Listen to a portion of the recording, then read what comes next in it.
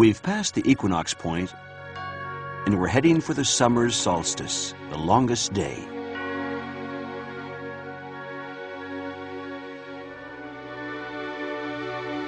The sun's rays reach us from an increasingly high angle. It's getting warmer. As the Earth leans towards the sun, we see it higher in the sky. Its path gets longer. The days get longer. If your window faces east, find a mark on the horizon in the morning. You'll see that every day the sun rises a little more to the left.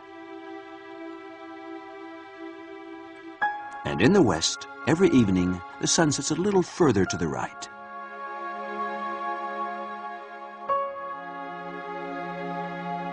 If your window faces north, find a mark at noon. Tomorrow, the shadow on the building opposite will be a little lower than today. And if you face south, find a mark on the floor. The line dividing light and shadow at noon will move a bit closer to the window every day.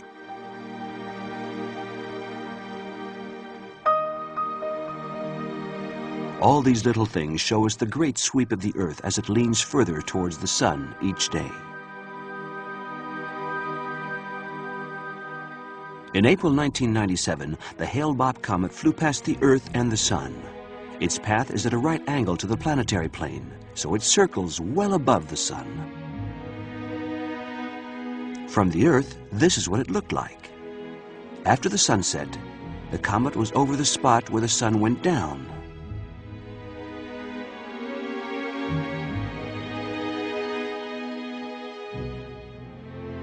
Comets are bright and visible because of the gases they throw off when they're warmed by the sun.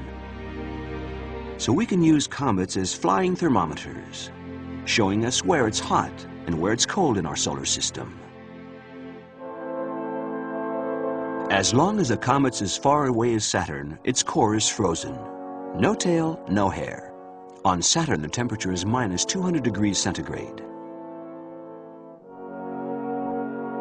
The comet approaches Jupiter, still no hair. On Jupiter, the temperature is minus 170 degrees centigrade.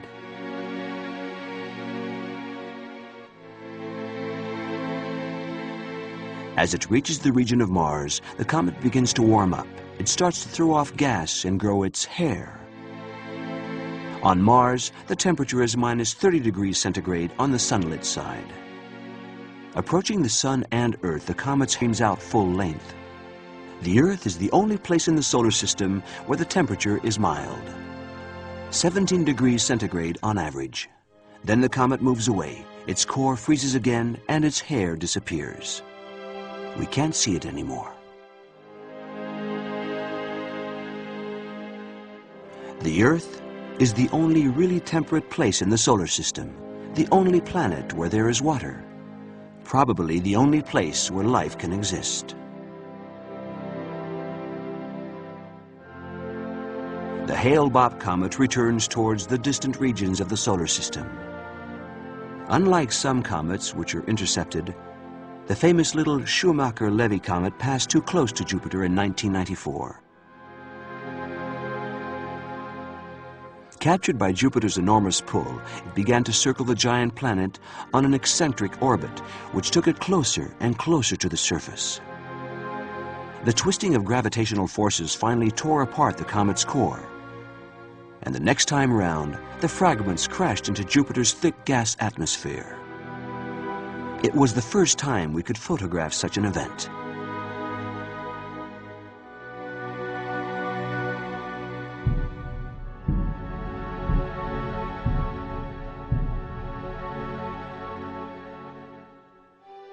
The Swift-Tuttle comet comes back every 130 years roughly.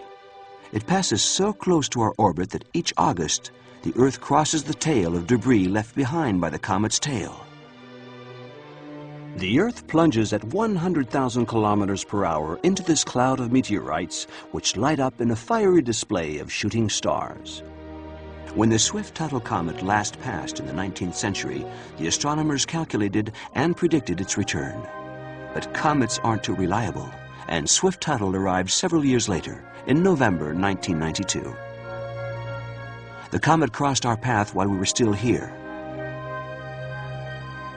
The Earth swept through its tail 9 months later, towards the 12th of August. The next rendezvous with this comet is in 2126. But then it's scheduled for August on the 14th. The Earth will be very close. Like every year, it will pass this crossroad on the 12th. If the comet doesn't arrive until the 14th, all well and good, will have gone past before it comes. But if it's 2 or 3 days early, your great-great-grandchildren may have a close shave.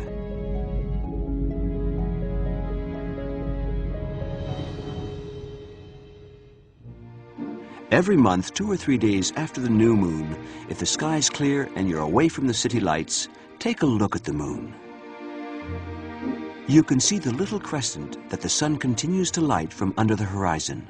And to the left of this crescent, faintly lit, you can see the complete lunar disk. Where does this gray light come from? It's Earth light. The sunlight falling on the Earth which our planet reflects onto the moon, and which the moon finally reflects back to us in a cosmic game of pool. The light from the sun hits the Earth, bounces to the moon, and is reflected back to the Earth.